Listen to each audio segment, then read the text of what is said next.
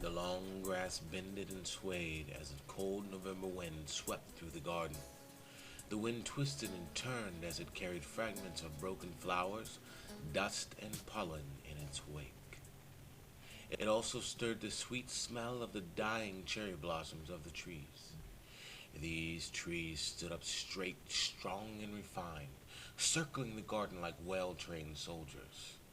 The blossoms lay outstretched and strewn on the long grass. Each petal was a tiny angel, fallen from their perch high above. Sadly, these tiny angels' descent signaled the end of the summer season. Megumi sat under one of the trees, watching as its petals were gently swept away by the wind. She raises her arms, outstretched towards the sky, and lets the delicate petals collect on her palms.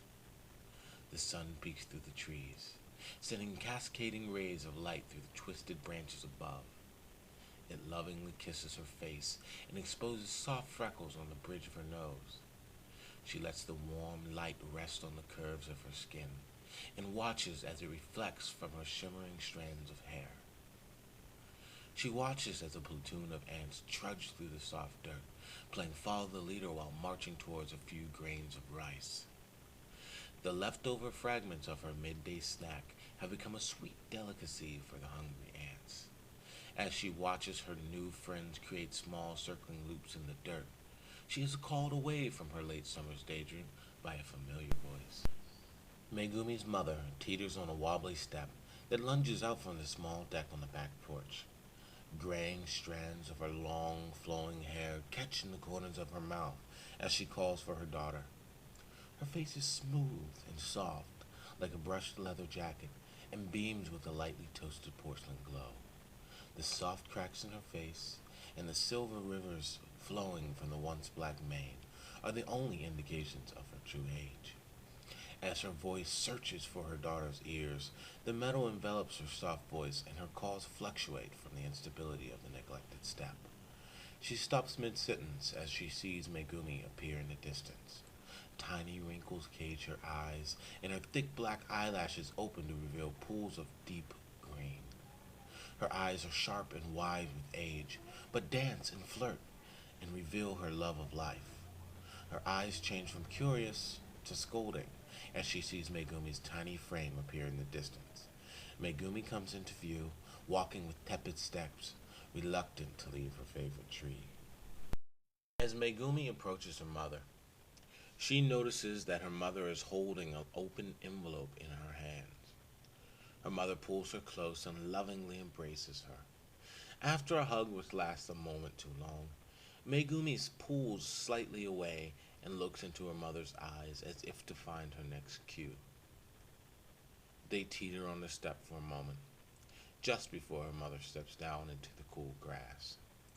They hold hands and walk towards a large pagoda her father built 20 years prior. The pagoda was a wedding gift for Megumi's mother, a loving gift from her new husband. The pagoda provided a striking focus point in the vast meadow of the Yamada family estate.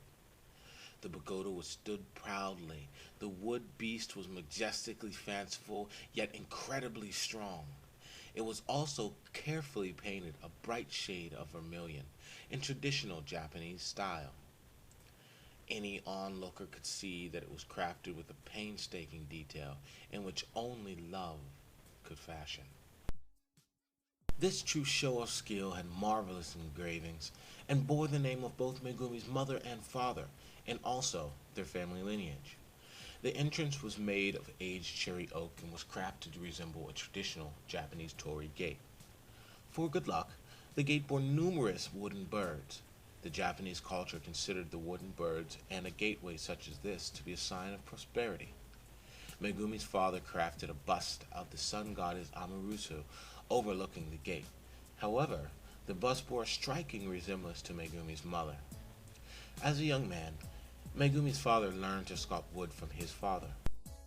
His father taught him each and every lesson he had learned from his father before him. Megumi's father grew to love his craft and quickly surpassed his teacher. This ominous evidence of his passion for woodworking beckoned for mother and daughter and drew them closer.